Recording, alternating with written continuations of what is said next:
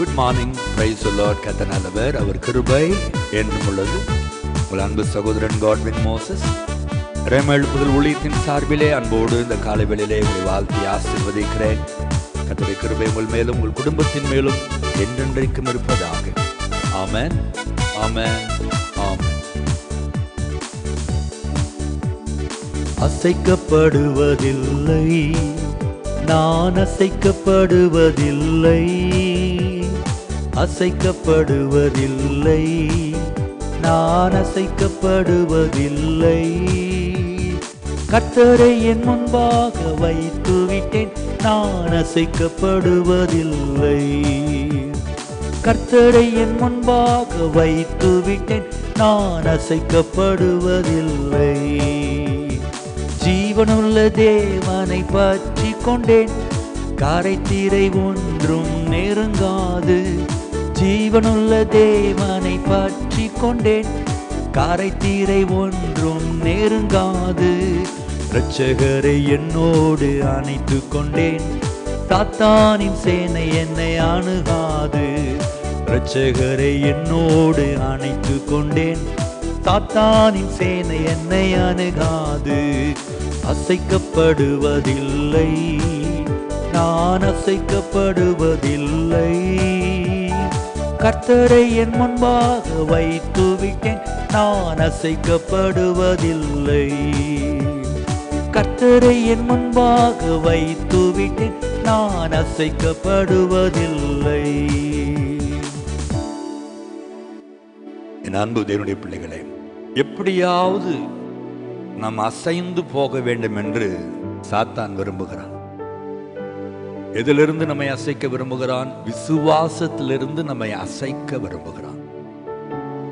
நாம் நன்றாய் ஜெபிக்கிறோம், நன்றாய் வேதத்தை வாசிக்கிறோம், கர்த்தருக்கு பிரியமாய் வாழ்கிறோம், பரிசுத்தமாய் வாழ்கிறோம். ஆனால் பிரச்சனை மேல் பிரச்சனை வந்து கொண்டே இருக்கிறது. எவ்வளவுக்கு எவ்வளவு நம் ஆண்டவரை நெருங்கி வருகிறோமோ அந்த அளவுக்கு உபத்திரவங்களும் பாடுகளும் சில நேரங்களில் நம்மை அதிகமாய் நெருக்கும் பொழுது நம்முடைய விசுவாசம் அசைக்கப்படுகிறது. சாத்தான் அசைத்து பார்க்கிறான். அந்த யோபுடைய வாழ்க்கையிலே இப்படிதான் ஒரு பெரிய புயலை கொண்டு வந்தான் சாத்தான். ஆண்டவர் யோபுவையும் யோபுடைய குடும்பத்தையும் ஆசீர்வாதமாய் வைத்திருந்தார். எப்படியாவது யோபுடைய விசுவாசத்தை அசைக்க வேண்டும், உத்தமத்திலிருந்து அவனை அசைத்து விட வேண்டும் என்று சாத்தான் எவ்வளவோ போராடி பல பிரச்சனைகளை கொண்டு வந்ததை நாம் அறிந்திருக்கிறோம். யோபுவின் மனைவி அசைந்து போனாள், ஆனால் யோபு அசையவில்லை. யோபுவின் மனைவி இவ்வளவு நாட்கள் ஆண்டவர் கொடுத்த ஆசீர்வாதங்களை அனுபவித்தவள், கணவனோடு கூட மரியாதையாய் கனமாய் வாழ்ந்தவள், இப்பொழுது அசைந்து போய் சொல்லுகிறாள், என்னையா ஆண்டவர், இன்னையா உத்தமத்தில் உறுதியாய் இருக்கிறாய்?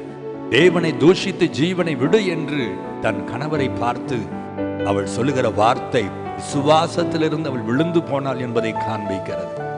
ஆனாலும் யோபு பக்தனை பாருங்கள், அவர் சொல்லுகிறார், இல்லை இல்லை இல்லை, என் தேவனை என்னை கொன்று போட்டாலும் அவர் மேல் நான் நம்பிக்கையாய் இருப்பேன். கர்த்தருடைய பிள்ளைகளே, ஒருவேளை இப்படிப்பட்ட விசுவாசத்தை தேவன் நம்மிடத்தில் எதிர்பார்க்கிறார். உங்கள் வாழ்க்கையிலே பாடுகள், பிரச்சனைகள், போராட்டங்கள் வரும்போது ஒன்றை புரிந்து கொள்ளுங்கள்.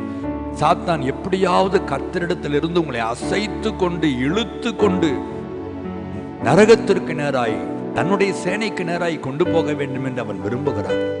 ஆனால் கர்த்தரோ நம்மை நம்புகிறார். யோபுவை கர்த்தர் நம்பினார். என் மகன் அசைக்கப்பட மாட்டான், நீ எவ்வளவு அசைத்து பார்த்தாலும் என் பிள்ளை அசையவே மாட்டான் என்று யோபு மேல் அவ்வளவு நம்பிக்கை கர்த்தர் வைத்திருந்தார். அதை நம்பிதான் சாத்தானுக்கு இடம் கொடுத்தார். தேவ பிள்ளைகளே, இன்றைக்கும் உங்கள் போராட்டங்களை ஆண்டவர் அனுமதிக்க காரணம், நீங்கள் அசைவர மாட்டீர்கள் என்று கர்த்தர் உங்கள் மேல் நம்பிக்கை வைத்தபடியினால் இந்த பாடுகளுக்குள், இந்த உபத்திரவத்திற்குள், இந்த பலவீனத்திற்குள், இந்த நோய்க்குள் கர்த்தர் உங்களை அனுமதித்திருக்கிறார் பிரியமானவர்களே.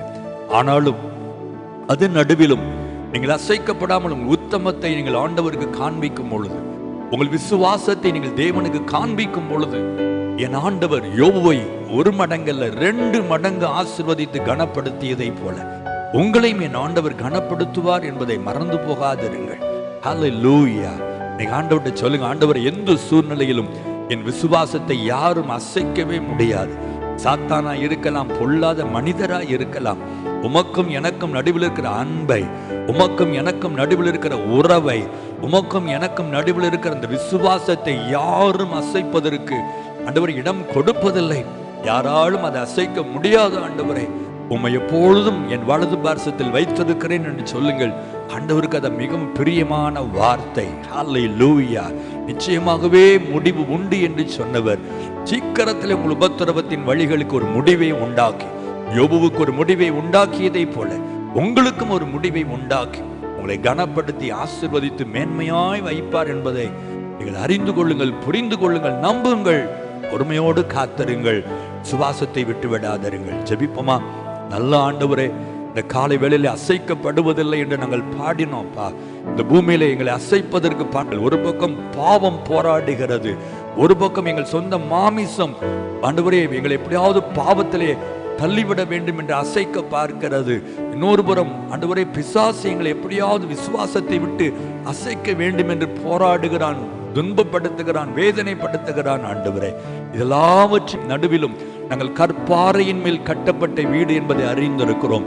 கிறிஸ்துவாகிய கன்மலையின் மேல் நாங்கள் கட்டப்பட்டவர்கள் என்பதை அறிந்து நாங்கள் அனுபவிக்கிற உபத்திரவங்கள், பாடுகள், வேதனைகள், கஷ்டங்கள், சோதனைகள் எல்லாவற்றின் நடுவிலும் ஜெயத்தோடு உறுதியாய் நிற்க பரிசுத்த ஆவியானவர் தொடர்ந்து எங்களுக்கு உதவி செய்யும்படி நான் ஜெபிக்கிறேன். ஆண்டவரே, ஒருவேளை இந்த ஆடியோ பிரேயரை கேட்கிற பிள்ளைகள் யாரெல்லாம் உபத்திரவத்தின் பள்ளத்தாக்கில் நடந்து கொண்டிருக்கிறார்களோ, ஏன் இந்த பாடுகள் என்று புலம்பி கொண்டிருக்கிறார்களோ, இன்றைக்கு அவள் விசுவாசத்தை தேவன் பலப்படுத்துவீராக. ஆண்டவரே, அவள் விசுவாசத்தோடு உமக்காக நிற்கிறபடியினாலே எவ்வளவு பாடு அனுபவித்தார்களோ அவ்வளவாய் மகிழ்ச்சியாக்கி இந்த பூமியிலே ஆசீர்வாதமாய் சத்துருக்கள் நடுவிலும் உறவுகள் நடுவிலும் ஆண்டவரை துன்பப்படுத்தின மக்கள் நடுவிலும் பிள்ளைகள் தலைகளை தேவன் நிமிர பண்ணும்படி இயேசுவின் நாமத்தில் ஜெபிக்கிறேன். ஆண்டவரே, நீர் அப்படி செய்கிற அன்புக்காக உமக்கு நன்றி.